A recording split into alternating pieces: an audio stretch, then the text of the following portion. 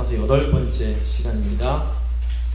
이제 잠깐 복습하면 1에서 5장은 이제 그 하나님께서 주신 약속의 땅에 들어가는 걸 준비하는 그런 과정이고, 6장부터 12장까지 이제 실제로 약속의 땅 가나안을 점령하는 내용이 쭉 나옵니다. 저희가 이제 오늘 마지막 전쟁의 마지막 부분인데, 6에서 8장은 여리고와 아이성 정복하는 이야기가 나옵니다. 딱 그 지역을 보면 딱 중간 지역입니다. 중간 지역, 요단을 건너 딱 중간 지역을 건너고, 그 다음에 9에서 10장은 남부 지역을 점령하는 내용입니다.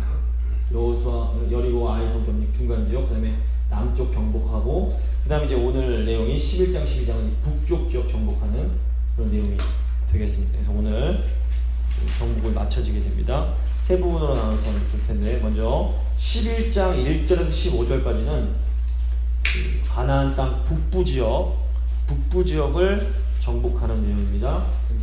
1절부터 5절까지 제가 한번 읽어드리겠습니다.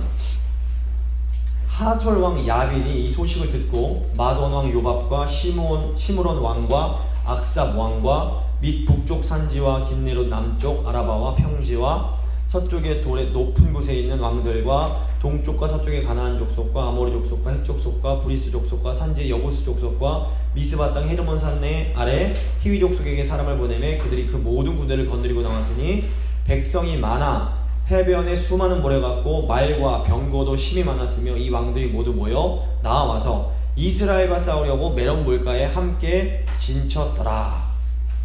이제 그때 북쪽 가나안 북쪽 그 족속들이 이제 하나로 뭉쳐갖고 이제 이스라엘을 이제 대적하는 내용입니다.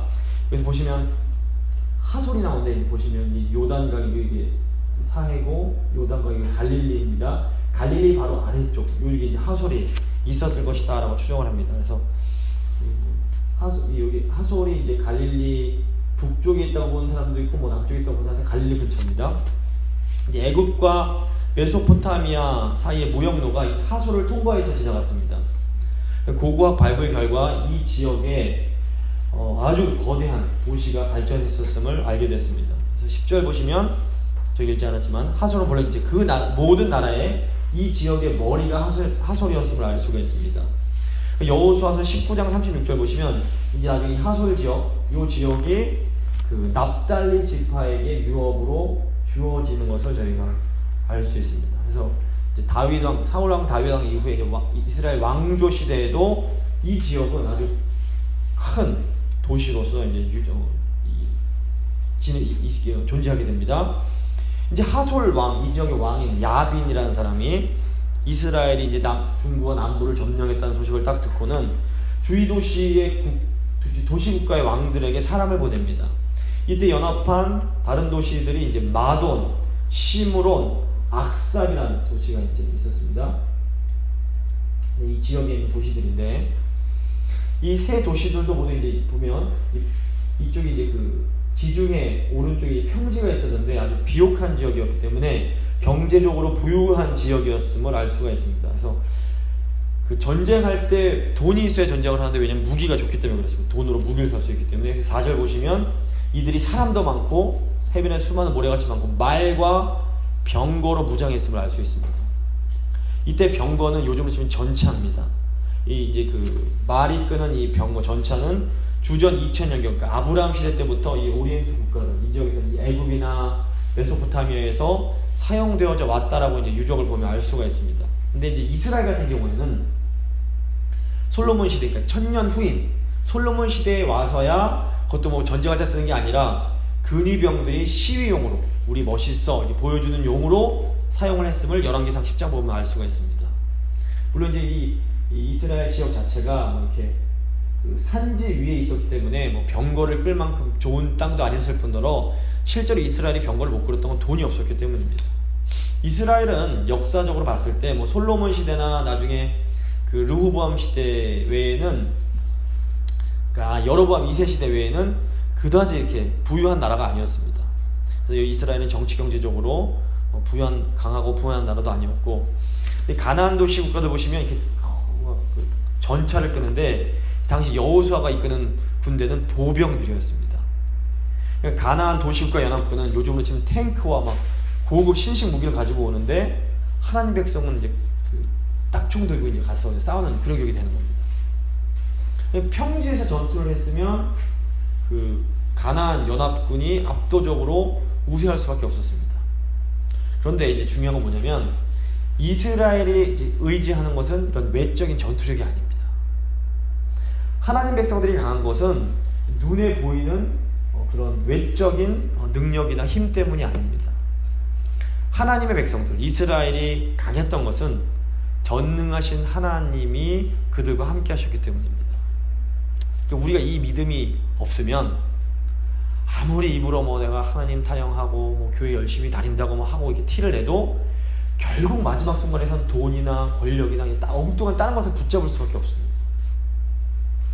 저희의 싸움은, 우리 하나님 백성들의 싸움은 눈에 보이는 혈과 육에 대한 사람과 싸우는 게 아닙니다. 마귀는 온갖 거짓말을 통해서 보이지 않으시는 하나님보다 눈에 보이는 것들을 더 크고 두렵게 보이게 만듭니다. 그래서 지금 우리가 인간적으로 빨리 움직이지 않으면 우리가 갖고 있는 것, 우리가 지금 누리고 있는 것을 다 잃어버릴지도 모른다고 이렇게 자꾸 우리를 부추게 됩니다. 자꾸 우리를 두렵게 만듭니다.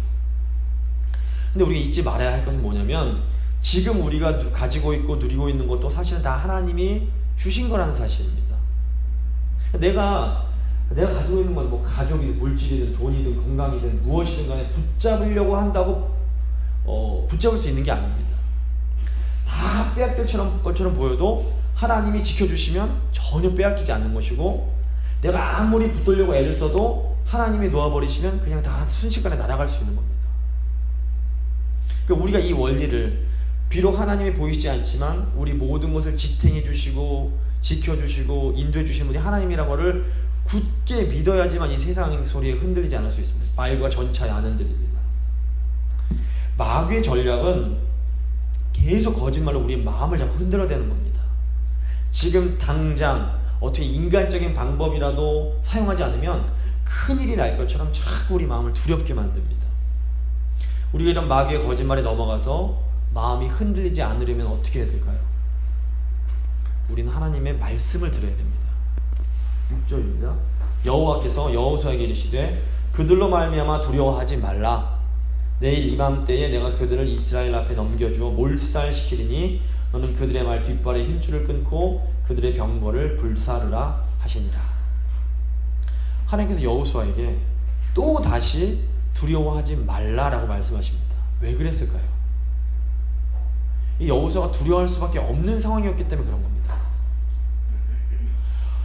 어마어마하게 많은 군대가, 게다가 그냥 최신식 말과 전체를 동원 부대가 다 결집을 했습니다. 인간적으로 볼 때는 두려워할 수밖에 없는 상황인 겁니다. 근데 하나님께서 이스라엘을 대적하는 자들을 내가 몰살시키겠다라고 이렇게 약속을 해주십니다. 그리고 이스라엘이 어떻게 행동해야 할지 그 전략까지 알려주십니다.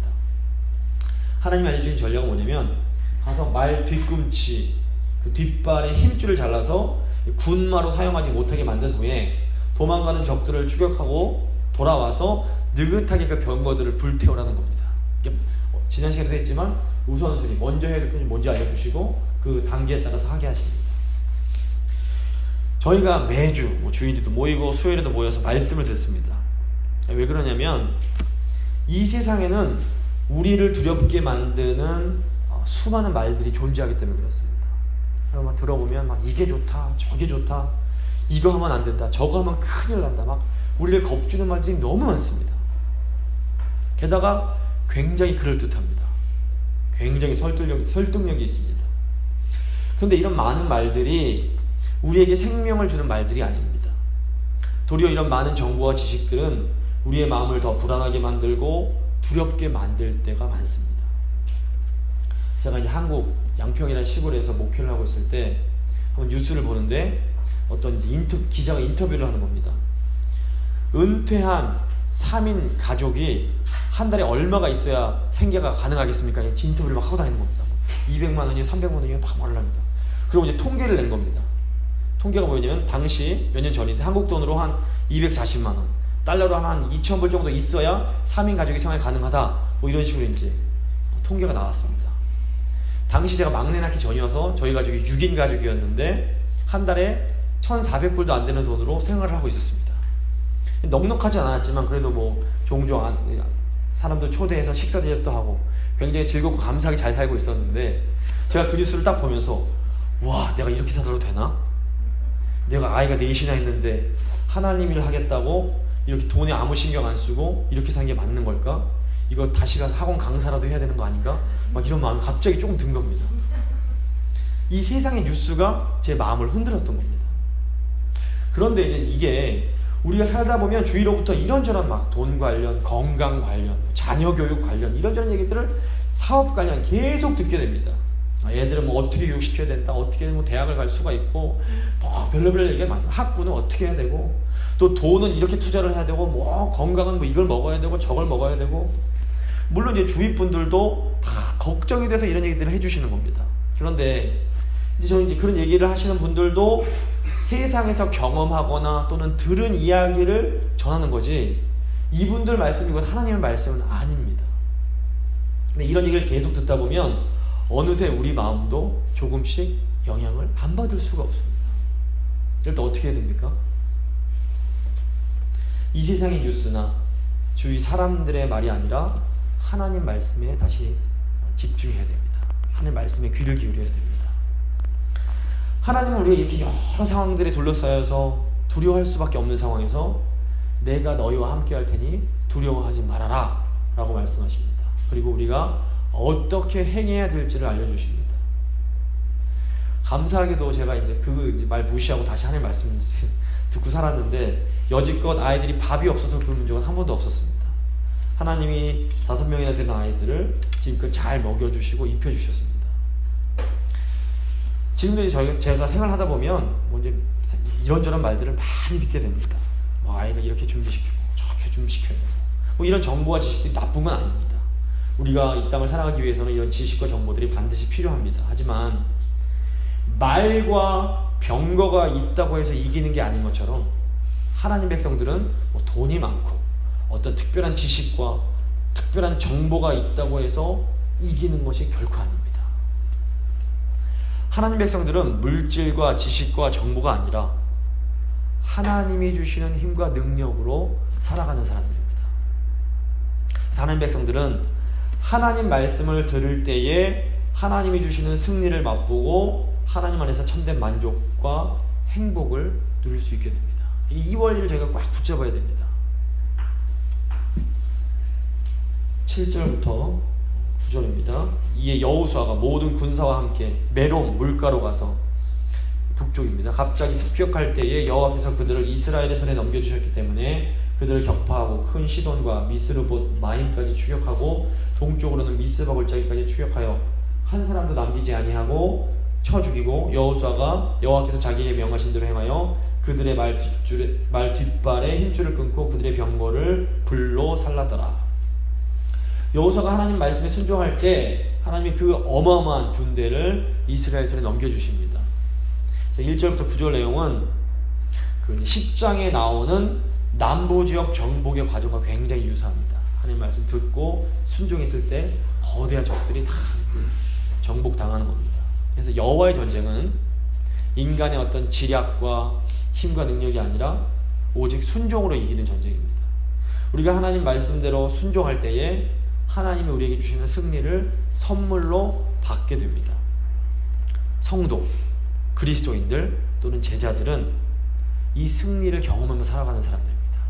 그래서 뭐 세상 정보와 지식 잘 듣고 막 인간적으로 해서 해냈을 때 쾌감을 느끼는 게 아니라, 세상에 우리에게 주는 말이 아니라 하나님 말씀에 귀 기울이고 그 말씀에 순종했을 때 하나님께 주시는 승리를 경험하면서 기쁨 가운데 살아가는 사람들이 그리스도인들입니다.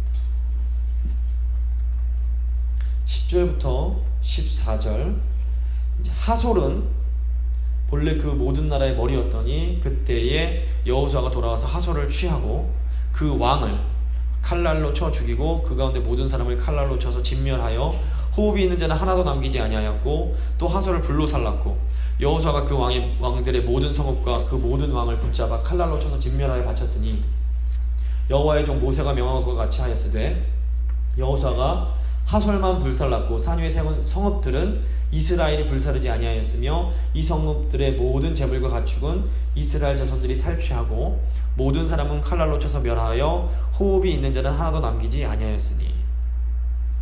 연합해서 하나로 뭉쳐서 하나님을 대적했던 이 북부 성읍들은 결국 진멸하게 됩니다. 그런데 뭘 떠오르게 하냐면 남부에 또 연합해서 남쪽 지방에서 함께 연합해서 하나님을 대적했던 그 가나안 및 족속들을 이제 떠올리게 만드는 장면입니다. 지난주에 이 가나안 점령할 때에 가나안 점령에는 외적인 차원과 내적인 차원이 있다라고 말씀드렸습니다. 기억하실까 모르겠는데 이 외적인 차원은 뭐냐면 이 가나안 땅의 이제 정복을 우리에게 적용할 때에 하나님 백성인 우리를 대적하는 이런 상황들은 결국에는 하나님이 함께 하시면 결국에는 멸망할 수밖에 없기 때문에 우리가 두려워할 필요가 없다라고 이제 적용 가능하다고 말씀드렸습니다. 그래서 상황적으로 교회를 힘들게 하고 또 개인적인 우리 가정을 힘들게 하는 많은 일들은 지금 힘들어 보여도 하나님만 함께 하시면, 하나님 말씀하면 순종하면 결국에는 우리가 이길 수 있기 때문에 두려워할 필요가 없는 겁니다. 아무리 거대한 여리고성이나 말과 병거를 가진 북부 연합군이라도 하나님 앞에는 아무 힘을 쓸 수가 없는 겁니다. 그래서 우리는 상황을 두려워하지 않고 오직 하나님 말씀을 굳게 붙잡고 나아가면 됩니다. 이게 이제 외적인 적용이었습니다. 동시에 이 가나안 정복은 내적인 차원, 우리 내면의 차원의 적용도 가능하다고 말씀드렸습니다. 그래서 이 가나안 성읍들의 정복은 우리가 이제 우리 안에서 우리가 이제 하나님의 약속의 땅이라고 생각했을 때 우리 몸이, 우리 마음이 우리 안에 하나님을 대적하는 죄들을 하나님께서 끝까지 진멸하신다는 것을 상징한다라고 우리가 생각할 수 있습니다. 그래서 결국 하나님을 대적하여 높아진 우리 죄에 대한 심판은 예수님께서 십자가 위에서 완전히 다 그걸 해결해 주셨습니다. 근데 이제 오늘날에는 성령께서 우리 안에서 계속해서 우리를 거룩하게 하시는, 죄를 죽이고 의로 생명으로 다시 살아나게 하시는 그 사역을 계속해 나아가고 계십니다. 이제 이걸 성화라고 부르는데, 성화는 이제 교리적으로 봤을 때 두 가지 과정이 있습니다. 하나는 죄 죽임, mortification. 하나는 의 살림, vivification. 죄가 죽고 하나님의 능력으로 말미암아 의에서 살아나는 이 과정이 계속 성령 안에서 진행이 되고 있는 겁니다. 그래서 우리 안에는 마치 가나안 족속들처럼 끝까지 하나님께 저항하려고 하는 어리석고 악한 죄들이 존재합니다. 근데 성령께서는 이런 우리 안의 죄들이 진멸될 때까지 절대로 쉬지 않으십니다. 끝까지 추적해서 우리의 죄를 제거해 주십니다. 하나님이 기뻐하지 않으시는 모습들이 완전히 제거되어야 됩니다. 그래야 우리 안에 하나님의 나라가, 하나님의 통치가 온전히 임할 수 있는 겁니다. 근데 이렇게 내적인 차원에서 14절을 보시면 굉장히 의미가 있습니다. 14절 보시면 이 성읍들의 모든 재물과 가축은 이스라엘 자손들이 탈취하고 모든 사람은 칼날로 쳐서 멸하여 호흡이 있는 자는 하나도 남기지 아니하였으니 라고 합니다. 그래서 이스라엘이 가나안 족속 사람들은 다 죽였지만 그 성읍에 남아있는 재물과 가축은 이스라엘 자손들이 가지게 됩니다. 이것은 우리의 성화의 과정에서 우리의 죄가 죽는 것이지 하나님이 우리에게 허락하신 능력과 재능들까지 죽지는 않음을 상징한다고 볼 수 있습니다. 무슨 말씀이냐면, 똑같은 칼이라도 강도의 손에 들려있는 칼과 그 스시집 주방장 손에 들려있는 칼은 똑같은 칼이지만 똑같은 종류의 칼이라도 쓰임이 전혀 다를 수밖에 없습니다. 마찬가지로 똑같은 능력, 똑같은 물질이라도 어떤 사람의 손에 들려있는 거에 따라서 그 쓰임이 완전히 다를 수가 있습니다. 그래서 죄를 가지고 있는 사람이 가지고 있는 물질, 성령으로 말미암아 죄가 죽임당한 사람의 물질, 쓰임이 전혀 다를 수밖에 없는 겁니다. 죄를 그대로 정욕과 탐욕과 못된 말 그대로 갖고 있는 사람의 갖고 있는 달란트, 또 성령으로 말미암아 죄 죽임을 완전히 경험한 사람이 갖고 있는 어떤 달란트, 똑같은 달란트지만 쓰임이 완전히 달라지는 겁니다. 그래서 우리 죄가 완전히 죽었을 때에 하나님이 우리에게 주신 달란트와 은사가 정말 하나님의 나라와 그 영광을 위해서 온전히 아름답게 쓰여질 수 있는 겁니다. 그래서 죄 죽임이 굉장히 중요합니다. 하나님이 왜 우리의 달란트를 분명히 달란트가 있는 사람인데 달란트를 안 쓰게 쓸 수 있는 기회를 허락하지 않으십니까? 왜 그렇습니까? 아직 죄가 덜 죽어서 그렇습니다. 죄가 죽지 않은 상태에서 그 달란트가 쓰이면 그 사람한테 화가 되고 공동체 전체에 화가 되기 때문에 그렇습니다. 그래서 그 하나님 앞에서 나의 그런 죄악들을 죽이는 것, 이게 얼마나 중요한 것인지, 정말 끝까지 피 흘리기까지 싸워서 죄를 죽이는 것이 얼마나 중요한지 저희가 알 수가 있습니다. 이거 죄가 남아있다 구원 못 받느냐? 그건 아닙니다. 하나님 백성이 됐기 때문에 이 죄와의 싸움이 시작되는 겁니다. 하나님 백성 아닌 사람들은 그냥 죄악 가운데 계속 사는 겁니다. 그 사람 죄 짓는 건 저희가 뭐라고 할 수 없습니다. 근데 하나님 선택받고 은혜받아 구원받은 사람은 죄와의 싸움이 시작되는데, 이 싸움을 저희가 이제 적극적으로 싸워야 되는 겁니다. 그래야 하나님께서 온전히 쓰임받고 우리 안에서 큰 평안, 하나님이 주시는 그 안식을 우리가 온전히 누릴 수가 있는 겁니다. 15절입니다. 여호와께서 그의 종 모세에게 명령하신 것을 모세는 여호수아에게 명령하였고 여호수아는 그대로 행하여 여호와께서 모세에게 명하신 모든 것을 하나도 행하지 아니한 것이 없었더라. 모세가 위대한 게 아니고 여호수아가 위대한 게 아닙니다. 근데 하나님께서 모세를 통해 그리고 여호수아를 통해서 하나님의 말씀을 주셨다는 게 의미가 있는 겁니다. 그래서 이스라엘 백성들이 이 모세와 여호수아를 통해서 전해진 하나님의 말씀을 듣고 순종했을 때 이스라엘이 이제 승리를 얻게 되는 겁니다. 오늘날 교회 공동체 원리도 마찬가지입니다. 인간적 차원에서 볼 때 목회자는 절대로 대단한 존재가 아닙니다.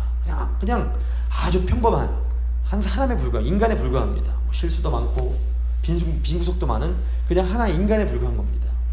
하지만 하나님께서 말씀 사역자를 통해서 우리에게 말씀을 주신다는 것, 이건 의미가 있습니다. 그래서 인간의 말이 아니라 선포되는 말씀을 통해서 전해지는 하나님 말씀을 들으시고 순종하실 때 우리는 하나님이 주시는 그 승리를 선물로 받게 되는 겁니다.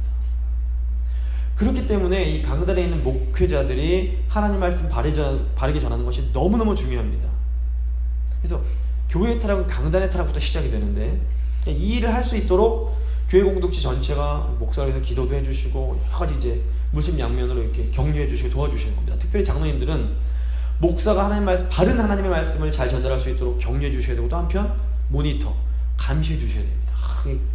저 목사가 이상한 소리 하는 거 아닌가?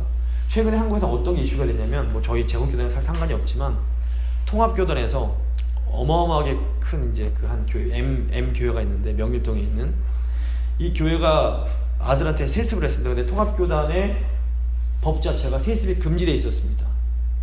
근데 이게 워낙 크다 보니까 노회도 자기 마음대로 할 수 있고 이런 교회가 돼버린 겁니다.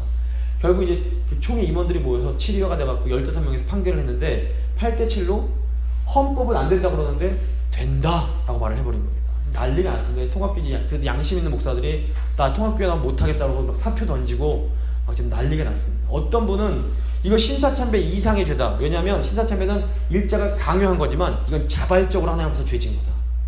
우상성보다 더 무서운 죄다. 그래서 지금 난리가 좀 그런 상황입니다. 그래서 이게 왜 그러냐면 그 교회 목사가 아주 어릴 때 그 교회를 큰 대형교회를 세웠기 때문에 그 목사는, 그 교회는 삼위일체가 아니라 사위일체입니다. 성부, 성자, 성령, 담임 목사. 그래서 담임 목사 말이라면 그냥 껍벅 죽는 겁니다.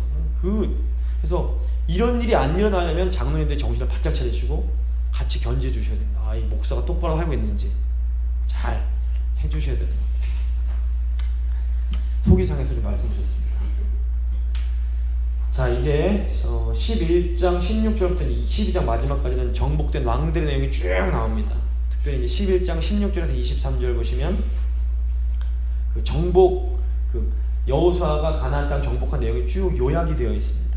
16절부터 17절은 여호수아가 이같이 그 온 땅, 곧 산지와 온 네겝과 고센 온 땅과 평지와 아라바와 이스라엘 산지와 평지를 점령하였으니 곧 세일로 올라가는 한락산에서부터 헤르몬산 아래 레바논 골짜기의 바알 갓까지라 그들의 왕들을 모두 잡아 쳐 죽였으며. 근데 보시면 10장 남부 정복이 마무리되는 10장 마지막 부분에도 남부 전투에 대한 요약이 나옵니다. 이와 같이 여호수아가 그 온 땅 곧 산지와 네겝과 평지와 경사지와 그 모든 왕을 쳐서 하나도 남기지 아니하고, 그다음 41절 가데스바네에서 가사까지 온 고센 땅을 기브온에 이르기까지 침해해서, 이 내용 보시면 이 남부 전투 요약한 내용과 그 11장 16절에 나오는 그 가나안 땅 전체 요약한 내용이 아주 정확하게 맞아 떨어집니다. 근데 중요한 건 뭐냐면 18절입니다. 여호수아가 그 모든 왕들과 싸운 지가 오랫동안이라. 이 오랜 기간이 정확히 얼마였는지 뭐 알 수는 없지만 이제 그 성경에 갈렙의 나이, 여호수아 갈렙이 있는데 갈렙의 나이로 추정을 하면 한 7년 정도 이 전쟁이 지속됐을 것이다 라고 이제 추정을 할 수가 있습니다. 한번 보겠습니다. 여호수아서 14장 보시면 가데스 바네아에서 갈렙이 정탐할 때 나이가 40세였습니다. 내 나이 40세에 여호와의 보세요. 가데스 나 12명이 정탐을 나갔는데 그 이제 여호수아 갈렙이 그 12정탐꾼 중에 한 명인데 갈렙이 정탐 갈 때가 40세였습니다. 근데 이제 아시는 것처럼 정탐 갔다 와서 뭐 이제 그 이스라엘 백성들이 불순종했기 때문에 38년을 광야에서 보내게 됩니다. 가데에서 떠나 세레신을 떠나 쭉 38년 동안이라 이때는 그 시대 모든 군인들이 여호와께서 그들에게 명하신 진영 중에 다 멸망했으니까 40세 때 갔다 오고 38년이 지난 겁니다. 78세가 된 후에 이제 정복 전쟁이 시작이 되는 겁니다. 근데 이제 갈렙이 전쟁을 이 모든 전쟁이 마쳐졌을 때 나이가 어느냐면 85세입니다. 45년, 85세. 이걸 딴짓 다 계산을 해보면 78세 정복을 시작해서 85세에 전반적인 가나안 정복이 마쳤기 때문에 약 7년 정도 전쟁을 했음을 알 수가 있습니다. 여기서 중요한 건 뭐냐면 몇 년, 7년 이게 아니라 오랜 기간, 성경이 분명히 오랜 기간 이 전쟁이 걸렸다는 겁니다. 그래서 중요한 것은 하나님이 주신 약속의 땅임에도 불구하고 정복하는 데는 오랜 시간이 걸린다는 겁니다. 우리가 하나님 말씀에 순종해서 나가면 모든 일이 굉장히 싹 풀릴 거다라고 생각을 합니다. 저도 어릴 땐 그 생각을 많이 했기 때문에 기도해서 빨리 안 풀리면 막 도대체 왜 이러시는 겁니까? 막 기도를 했습니다. 그런데 그런 일은 일어나지 않습니다. 물론 우리가 순종할 때 하나님께서 주시는 그런 형통과 기쁨과 안식을 경험합니다. 그러니까 전쟁 중에도 평안이 임합니다. 샬롬, 지난주에 썼지만 하나님 백성들은 치열한 전쟁 가운데도 하나님 주신 평안을 누립니다. 이게 특권입니다. 하지만 평안을 누리지만 동시에 상황은 엉망진창인 겁니다. 이 상황들이 오랫동안 지속된다는 겁니다. 그래서 이스라엘은 그 하나님의 약속의 땅을 전부 정복할 때까지 오랜 시간이 필요했습니다. 이스라엘 백성들은 계속해서 이 가나안 왕들과 싸워야만 했습니다. 근데 이게 우리도 마찬가지입니다. 하나님 말씀에 순종하며 나아가는 길이지만 그래도 단시간에 뭐가 되지 않습니다. 오랜 기간이 필요합니다. 7년이라고 되어 있는데 사실 성경에서 7은 완전함을 나타내는 상징수라는 거 아실 겁니다. 그러니까 하나님께서 허락하신 그 때가 있습니다. 우리는 그 때가 될 때까지 함께 인내하고 함께 순종하면서 우리에게 허락된 이 시간들을 승리의 시간들로 채워가야 되는 겁니다. 이 승리했다고 다 끝나는 게 아닙니다. 전쟁이 계속되지만 승리가 있고 하나님 주시는 평안이 있고 안식이 있고 또다시 전쟁이 있고 계속 되는 겁니다. 언제까지? 하나님이 허락하신 때가 될 때까지. 19절 20절입니다. 기본 주민 히위 족속 외에는 이스라엘 자손과 화친한 성읍이 하나도 없고 이스라엘 자손이 싸워서 다 점령하였으니 그들의 마음이 완악하여 이스라엘을 대적하여 싸우러 온 것은 여호와께서 그리하게 하신 것이라. 그들을 진멸하여 바치게 하여 은혜를 입지 못하게 하시고 여호와께서 모세에게 명령하신 대로 그들을 멸하려 하심이었더라. 여호수아서를 쓴 저자가 가나안 족속들의 마음이 완악하여지고 이스라엘을 대적했고 그렇기 때문에 결국 이스라엘에 싸워서 그들을 점령하게 됐는데 이게 다 하나님이 그렇게 하셔서 된 거다라고 고백을 합니다. 여기서 잘 생각하셔야 됩니다. 이 표현은 여호수아서를 기록한 그 저자의 믿음의 고백인 겁니다. 야, 이거 내가 전쟁 다 끝난 거 보니까 이거 결국 하나님께서 하신 일이구나. 이제 고백을 하는 겁니다. 하나님께서 이 신앙의 고백을 받으시고 이 성경으로 기록되게 하신 건데, 자, 이것을 잘 생각하셔야 되는데 왜 하나님이 그러면 가나안 족속들의 마음을 완악하게 하셔서 어떤 사람들은 멸망하게 하셨을까? 이거 하나님 너무 잔인하신 거 아닌가? 라고 생각하시면 이건 문제가 있는 겁니다. 제가 이제 몇 번 말씀드린 것 같은데 이 죄와 심판에는 두 가지 차원이 있습니다. 하나는 아주 높은 우리가 이해할 수 없는 하나님의 그런 주관적인 차원이 있습니다. 그리고 또 하나는 인간의 그 책임의 차원이 있습니다. 이 두 개가 같이 공존을 합니다. 하나님의 그 높으신 차원에서 볼 때는 이미 모든 세상 모든 만물들, 모든 구원의 문제, 모든 세상의 일들이 다 작정되어 있고 예정이 되어 있습니다. 신앙, 저희 믿음의 눈을 뜨고 보면 창세 전에, 세상이 있기도 전에 이미 구원받을 자를 선택하고 예정하셨다. 우리가 그 안에 들어있다. 이건 믿음의 고백입니다. 저희가 이해가 돼서 고백하는 게 아니라 하나님의 주권, 하나님의 위대하심을 알기 때문에 이해할 수 없지만 그렇습니다 라고 저희가 고백하는 겁니다. 그런데 이 부분을 어떤 인간적인 수준으로 끌어내려서 이해하고 판단하려고 하면 이제 이상한 반응, 소위 이제 이단들이 나오는 겁니다. 가령 이제 배가 침몰을, 큰 배, 타이타닉 같은 큰 배가 침몰을 해서 사람들이 다 물에 빠져 죽어갑니다. 근데 그 구조 소식을 듣고 어떤 쬐끄만 구명정이 와갖고 어떤 사람을 딱 들어서 구해준 겁니다. 근데 이 사람이 아니 왜 나만 구원해주고 저 빠져 죽은 저 사람들을 가만 내버려 두는 겁니까? 라고 따지고 화내면 이거는 올바른 반응이 아닌 겁니다. 사실상 인류는 타락 이후에 모두 영적으로 죽었기 때문에 하나님을 반역하는 게 정상입니다. 그러니까 하나님을 욕하고 하나님께 반항하고 자기가 최고인 줄 알고 자기 중심적으로 살아가는 건 지극히 어떻게 보면 타락한 이후엔 정상적인 행동들인 겁니다. 근데 이런 의미에서 볼 때 가나안 남쪽이든 북쪽이든 자기들끼리 연합해서 하나님을 대적하는 반응은 어떻게 보면 너무 당연하고 전혀 이상할 게 없는 반응입니다. 타락한 인간들이기 때문에. 그냥 노아의 홍수 때도 보시면 하나님은 다 타락했고, 바벨탑 사건도 보면 똘똘 뭉쳐서 하나님처럼 높아지려고 그러고, 인간들은 언제나 인류 역사를 보면 함께 힘을 합쳐서 하나님을 대적하는 존재인 겁니다. 그런데 이렇게 하나님을 어리석게 대적하면 심판받아 죽을 수밖에 없는 겁니다. 그런데 놀랍게도 하나님께서는 그 모든 죄인들이 있는 가운데 일부 사람들에게 은혜를 베푸셔서 그들로 하여금 믿음으로 하나님께 나와 생명을 얻도록 허락해 주십니다. 성경부터 아담의 후손이 셋의 계열부터 쭉 되고, 노아도 그랬고, 딱 창세기 12장 보면 아브라함이 그런 인물이었고, 이제 아브라함의 후손인 이스라엘이 하나님의 특별한 은혜를 받은 대표적인 민족이었습니다. 하나님께서 먼저 이스라엘 민족을 부르시고 이스라엘 사람들로 하여금 하나님의 나라를 건설하게 하십니다. 그래서 하나님을 대적한 다른 민족들도 이 이스라엘을 통해서 다시 하나님께 돌아올 수 있는 그 은혜를 허락해 주시는 겁니다. 그래서 여호수아서 보시면 라합이나 기드온 족속 같은 사람들은 하나님의 이 은혜를 믿음으로 받아들인 사람들입니다. 근데 왜 하필이면 라합과 기드온 족속만 이 은혜를 받았는지는 저희가 알 수 없습니다. 왜 하나님께서 먼저 이스라엘만 선택하시고 또 왜 하나님이 이 자리에 있는 우리만 먼저 선택하셔서 하나님을 믿게 하셨는지 우리는 알 수가 없습니다.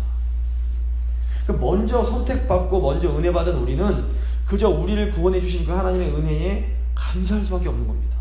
저희가 다른 사람들보다 더 특별히 대단하거나 더 잘났거나 더 의롭거나 그런 게 별로 없기 때문에 그렇습니다. 이렇게 하나님 거저 주시는 은혜, 그냥 이 구원해 주신 하나님 자녀 삼아주시고 백성 삼아주신 이 놀라운 은혜 받은 사람들은 어떻게 해야 됩니까? 은혜로 우리를 부르시고 구원해 주신 하나님 말씀에 감사함으로 반응하고 믿음으로 반응하며 그 말씀에 순종하며 살아야 되는 겁니다. 21절 보시면 그때에 여호수아가 가서 산지와 헤브론과 드빌과 아납과 유다 온 산지와 이스라엘 온 산지에서 아낙 사람들을 멸절하고 그가 또 그들의 성읍들을 진멸하여 바쳤으므로 이스라엘 자손의 땅에는 아낙 사람들이 하나도 남지 아니하였고 가사와 가드와 아스도데만 남았더라. 이와 같이 여호수아가 여호와께서 모세에게 말씀하신 대로 그 온 땅을 점령하여 이스라엘 지파의 구분에 따라 기업으로 주매 그 땅에 전쟁이 그쳤더라. 우리는 구약의 이스라엘 백성들이 하나님의 은혜의 부르심을 받고 또 신약의 예수님의 제자들이 은혜의 부르심을 받은 것처럼 하나님의 은혜의 부르심을 받아 지금 하나님의 백성이 되고 예수님의 제자가 된 사람들입니다. 그래서 우리가 이제 해야 할 일은 뭐냐면 하나님의 말씀에 순종하며 한 걸음씩 한 걸음씩 나아가는 겁니다. 우리가 믿음의 순종함으로 아브라함처럼 또 성경에 나오는 사람들처럼 그냥 힘들고 어려운 상황이지만 그래도 뚜벅뚜벅 하나님이 주신 길, 예수님이 가셨던 그 십자가의 길을 뚜벅뚜벅 걸어가다 보면 결국에는 약속의 땅이 점령이 되고 그 땅의 전쟁이 그치게 될 날이 오는 겁니다. 우리에게는 결과도 참 중요하지만 이 믿음으로 걸어가는 과정이 너무너무 중요합니다. 하나님께서 우리를 교회로 불러주신 건 함께 손잡고 그 길 걸어가라고 주신 겁니다. 매일매일 매 순간 하나님과 동행하며 나아가는 것, 이게 정말 중요합니다. 그래서 하나님 앞에서 창세기 보셔도 의로운, 노아가 의롭고 뭐 아브라함이 의로운데 그게 의로움이 완전함을 의미하는 게 아닙니다. 하나님 앞에 의로운 삶은 어떤 삶이냐면 완전한 삶이 아니라 부족할지라도 늘 주님과 함께 동행하는 삶이 의로운 삶인 겁니다. 동행하는 삶이 뭐냐? 말씀에 순종하는 삶입니다. 부족하지만, 연약하지만 그래도 하나님 말씀에 순종하려고 애쓰고 넘어지면 또다시 주님 의지에서 일어나고 또다시 주님 가신 그 길을 따라가는 겁니다. 물론 이 길이 쉽지만 않습니다. 뭐 힘들기도 하고 해서 참 어려운 길입니다. 그래도 가는 겁니다. 근데 그렇게 가다 보면 어느 순간 뒤돌아보면 하나님께서 우리를 은혜로 인도해 주셔서 깨닫게 되고 감사할 수 있게 됩니다. 그리고 그 과정 가운데 하나님 주신 안식도 기억나고 그 형통도 있을 수 있고 그러면서 이제 가는 겁니다. 자, 이제 12장 보시면 크게 두 부분, 이제 요단 동편에 그 왕들의 명단이 나오고 또 요단 서편 그 여호수아가 점령한 그 내용이 쭉 나오게 됩니다. 다 왕들 내용이기 때문에 이거 제가 살짝 12장은 이스라엘 사람들이 이제 죽인 왕들의 명단과 그 특별히 땅 나옵니다. 1절에서 6절은 이스라엘 요단 동편에서 그리고 모세가 얻은 땅에 관한 내용입니다. 1절입니다. 이스라엘 자손이 요단 저편 해 돋는 쪽, 동쪽이죠. 동쪽 곧 아르논 골짜기에서 헤르몬 산까지의 동쪽 온 아라바를 차지하고 그 땅에서 쳐죽인 왕들은 이러하니라. 쭉 나옵니다. 여호수아는 그 땅을 다스리던 여호수아선이 그 땅을 다스리던 악한 왕들을 말하고 쭉 설명해 주면서 그 땅이 하나님의 통치를 받게 되었습니다. 그래서 보시면 2절에서 3절은 아모리 족속을 정복하는 내용입니다. 아모리 족속이 여기입니다. 여기 아모리 족속 나오는데 이쪽이 이제 아모리 족속이고 4절에서 5절은 바산 지역 왕인 오옥을 점령하고 아모리 족속의 왕인 시온 점령한 내용.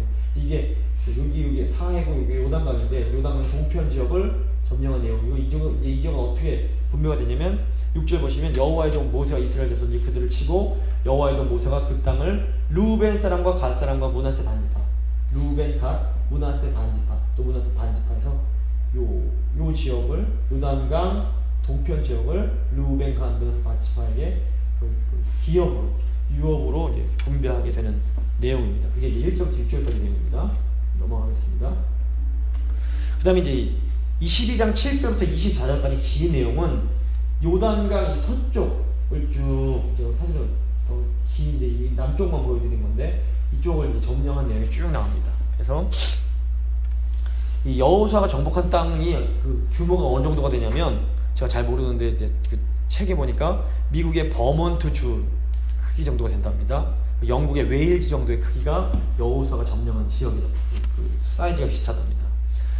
여기서 이제 왕이라고 보시면 이제 계속 어디 왕, 예루살렘 왕이요, 헤브론 왕이요, 왕 나오는데 왕이 왜 이렇게 많은가? 여기서 왕은 그냥 쬐끄만 도시의 우두머리를 말합니다. 그래서 이따가 왜 왕이라고 일부러 구태 썼는지 제가 그 이유도 말씀드리겠습니다. 그래서 이들은 어떤 요새화로 된 성읍 주위에 한 5km 정도를 그 영토를 갖춘 작은 도시들을 다스리던 부족 지도자, 추장 같은 사람들입니다.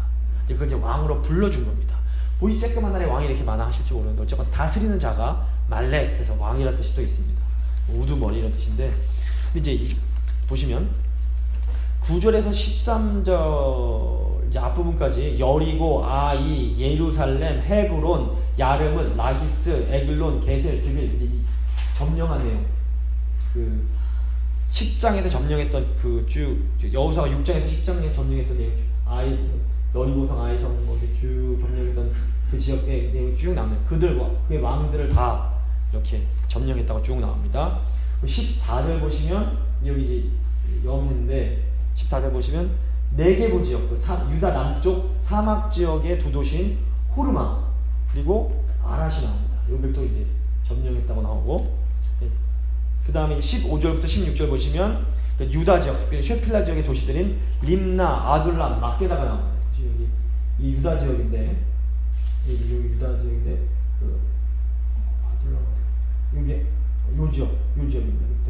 헤브론과 요 지역, 지금 이 하도 쬐끄만 지역들이라서 다 이름 많이 없는데 요 지역을 또 이제 점령했다는 내용이 나오고, 16절 후반부부터 18절은 그 유다보다 좀 더 위쪽에 신약이 이제 사마리아 지역이라고 불리는 그 해안 도시들인 베델, 답부아, 헤벨, 아렉, 아벡, 라사론 이런 지역들이 나옵니다. 이 위쪽 주 이 지역이 나옵니다. 그리고 이제 19절에서 23절 보시면 이스라엘 평원을 포함한 갈릴리 지역 도시들인 마돈, 갈릴리 지역인 마돈, 하솔, 시몬, 악삽, 다삭, 무기또, 게데스, 용남, 돌, 길갈 이런 지역들이 쭉 나오게 됩니다. 북부 정복하네요. 자, 이제 보시면 뭐 지금 잘 이름도 모르는데 이 가나안 도시들을 남쪽부터 북쪽까지 왜 이렇게 길게 나열했을까요? 이유가 있습니다.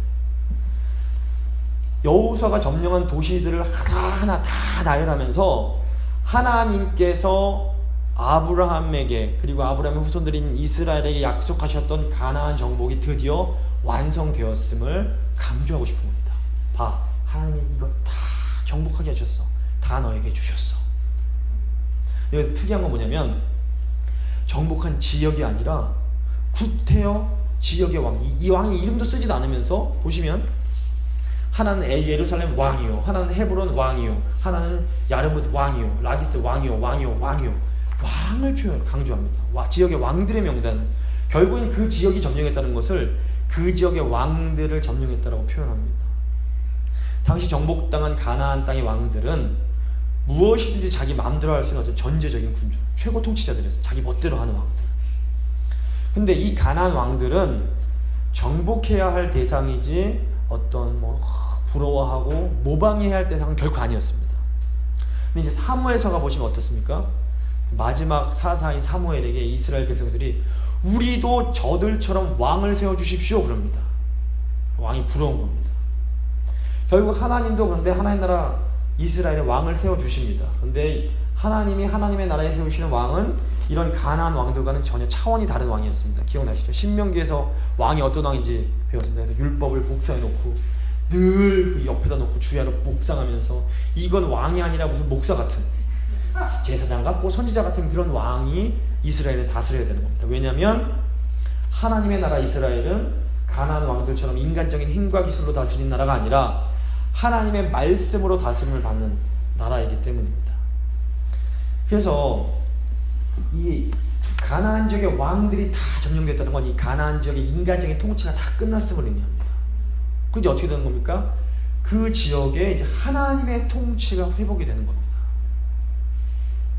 그래서 우리 안에 하나님의 나라가 임하려면 어떻게 됩니까? 우리 안에 있는 잘못된 왕들, 고집스러운 거, 돈 사랑하는 거, 이런 못된 왕들이 다 하나하나 다 죽어가야 되는 겁니다. 모조리 끝나야 됩니다. 그럴 때 이 땅에 샬롬, 진짜 그 샬롬이 임하고 안식이 임하는 겁니다. 이게 돼야 우리 공동체에 또한 우리 공동체 차원에 적용하면 교회에 있는 막 못된 세상 왕들 다 죽어야 됩니다. 그래야 여기 하나님의 나라가 완전히 임하고 좀 더 나아가서 사회적으로 봤을 때도 우리가 힘을 그 하나님께 통치를 받을 때 이 세상의 악한 것들을 이제 물리쳐갈 수 있는 겁니다. 그래서 우리의 싸움이 결국에는 마귀가 사람을 통해서 뭐 그런 우리를 괴롭히지만 혈과 육에 대한 싸움이 결코 아니라는 거. 이걸 저희가 여호수아서를 잘 읽을 필요가 있습니다. 읽고 더 하나님 이스라엘 사랑하셔서 다 죽이셨지 이제 우리도 싸워야겠다. 이렇게 해서 이런 게 십자군 전쟁이고 지금도 막 그 다른 종교에 있는 사람들 막 죽이려고 그러는데 그거는 성경을 좀 굉장히 위험하게 해석하는 잘못 해석하는 걸 알 수 있습니다. 왜냐면 이제 구약 예수님 통해서 신약이 완성됐기 때문에 신약의 빛으로 구약을 해석을 해야 되는데 예수님이 십자가에서 모든 죄를 다 담당하셨기 때문에 이제 신약의 빛으로 구약을 잘 읽어내야 우리가 구약을 좀 제대로 읽을 수가 있기 때문에 그렇습니다. 그래서 이제 말씀 마무리 짓겠습니다. 오늘 이제 드디어 이제 전쟁이 끝나고 이제 다음 주부터는 이제 13장부터 분배하는 내용이 나오는데 이 싸움이 오늘 저에게 의미가 있으려면 이 싸움은 외적인 것을 우리가 두려워할 필요 없겠구나. 하나님 우리와 함께 오심으로 우리는 아무것도 두려워하지 않고 믿음으로 순종하며 나가면 된다. 이거 하나. 또 하나는 우리 내면적인 차원의 정의. 이게 중요합니다. 내 안의 죄, 우리 교회 공동체 안의 죄, 우리 가정 안의 죄, 이 사회의 죄를 우리가 완전히 진멸해야지 하나님의 나라가, 하나님의 통치가 완전히 임할 수 있다. 그러기 위해서 성령으로 충만하셔야 됩니다. 말씀에 철저하게 순종하셔야 순종할 수 있어야지 이게 가능해집니다. 예. 말씀이 이제 뭐 제가 드리는 말씀이 성경이 하는 말씀이고 어려운데요. 이게 쉽지 않습니다. 하지만 모든 가치 있는 일은 결코 쉽지 않습니다. 모든 중요한 일들은 다 어렵습니다. 이왕 어려운 거 나쁜 짓 하는 것도 어렵고 재미있는 일 하는 것도 어렵고 공부도 어렵고 일도 다 어렵습니다. 그런데 의미 있는 일을 다 어렵다면, 다 힘들다면 의미 있는 일 하는 게 중요합니다. 우리에게 생명을 가져다 주는 일 하는 게 중요합니다. 하나님의 말씀에 순종하는 일, 자기를 부인하는 일, 내 죄를 죽이는 일, 너무너무 힘들고 어렵지만 우리를 살리는 길이고 굉장히 의미 있는 일입니다. 하나님 저에게 힘주셔서 하나님이 기뻐하시는 이 일들을 저희가 함께 감당할 수 있도록 주여 도와주시옵소서. 한번 같이 기도하도록 하겠습니다. 거룩하신 하나님 아버지, 아무 보잘것 없고 아무것도 의로운 걸 찾아볼 수 없는 저희를 은혜로 불러주셔서 거룩한 하나님의 백성으로 삼아주심에 진심으로 감사드립니다. 저희가 구원받은 것이 오직 하나님의 은혜임을, 전적인 아버지의 사랑임을 고백합니다. 주님 감사를 드립니다. 아버지, 이 은혜에 감격한 저희가 하나님 말씀에 믿음으로 순종하며 살아가길 간절히 소망합니다. 아버지, 우상에 무릎 꿇는 자들이 점점 늘어가고 있는 이때에 하나님, 저희 재건교회 후예들로서 아버지, 우상에, 이 세상에 존재하는 많은 우상들의 무릎 꿇지 아니하고 고개 숙이지 아니하고 신실하게 끝까지 하나님만 바라보고 나아가는 저희 교회에 들 수 있도록 주여 은혜 베풀어 주시옵소서. 하나님, 저희 성도님들 각 마음 가운데 하나님의 나라가 세워지고 하나님의 통치가 다시 회복되어지기를 간절히 소망합니다. 아버지, 교회에 하나님의 나라가 회복되고 하나님의 통치가 회복되기를 간절히 소망합니다. 아버지의 조국과 이 미국 땅에 하나님의 나라가 다시 세워지고 하나님의 통치가 다시 회복되어지기를 간절히 소망합니다. 주님, 저희가 이 귀한 일에 작은 구석이라도 사용될 수 있도록 주여 도와주시옵소서. 세상적으로 크고 화려하고 돈이 많고 많은 지식과 능력이 있다고 하나님 사용해 주시는 것이 아님을 저희가 보게 됩니다. 하나님은 깨끗한 그릇을 사용하십니다. 거룩한 자들을 비록 소수일지라도 사용해 주십니다. 주님, 저희가 바로 그들이 되게 하여 주시옵소서. 그래서 아버지, 하나님께서 이 땅에 재건교회 세워주신 목적을 저희가 깨달아 알게 하시고 하나님의 끝까지 신실한 참으로 남은 자들 될 수 있도록 주여 도와주시옵소서. 주님의 감사드리며 귀하신 우리 주 예수 그리스도의 이름으로 기도드립니다. 아멘.